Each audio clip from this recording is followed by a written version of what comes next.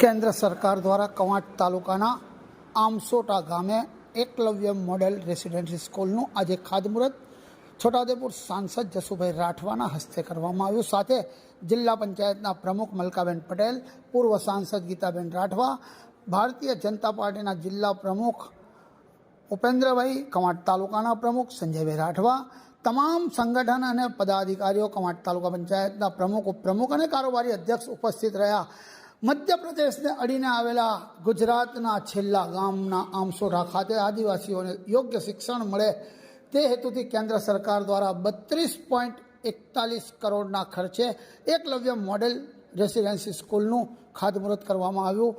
જે સ્કૂલ બનતા જ બાળકોને શિક્ષણની સાથે રહેવા, જમવાની વિવિધ સગવડો પણ આપવાનું સરકારે નક્કી કર્યું છે।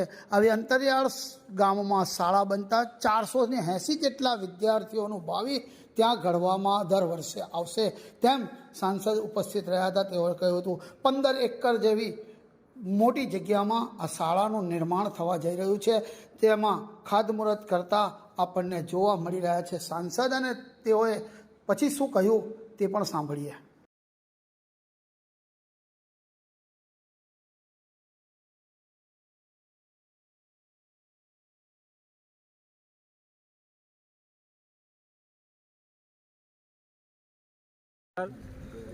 આજે છોટાઉદેપુર જિલ્લાના કવાંટ તાલુકાના આમસોટાની પવિત્ર ભૂમિ પર જે મધ્યપ્રદેશની બોર્ડરને અડીને આવેલી છે એ પવિત્ર ભૂમિ ઉપર આજે ભારત સરકારના આદિજાતિ વિભાગ દ્વારા એકલવ્ય મોડલ નિવાસી શાળાના નવીન મકાનના ભૂમિપૂજન કરવામાં આવ્યું અને 32 કરોડની ખર્ચે આ નવું મકાન બનવા જઈ રહ્યું છે।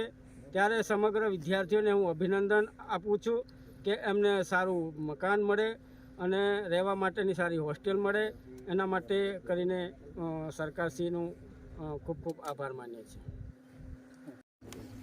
આજરોજ 2 ઓક્ટોબર ગાંધી જયંતિના દિવસે છોટાઉદેપુર જિલ્લાના કવાંટ તાલુકાના આમસોટા ગામે ભારત સરકારના આદિજાતિ વિભાગ દ્વારા એકલવ્ય મોડેલ રેસિડન્ટ સ્કૂલનું ભૂમિપૂજન કરવામાં આવ્યું। 32 કરોડ ઉપરાંતની માતબર રકમના ખર્ચે આ સ્કૂલ અહીંયા બનવાની છે। અમારા આ જિલ્લાના અને આ તાલુકાના આદિવાસી દીકરા દીકરીઓને અને આ સ્કૂલથી ખૂબ મોટો લાભ થવાનો છે। આ સ્કૂલની આ માતબર રકમ કવાંટ તાલુકાના આમસોટા ગામે ફાળવી છે બદલ ભારત સરકારનો ખૂબ ખૂબ આભાર માનું છું।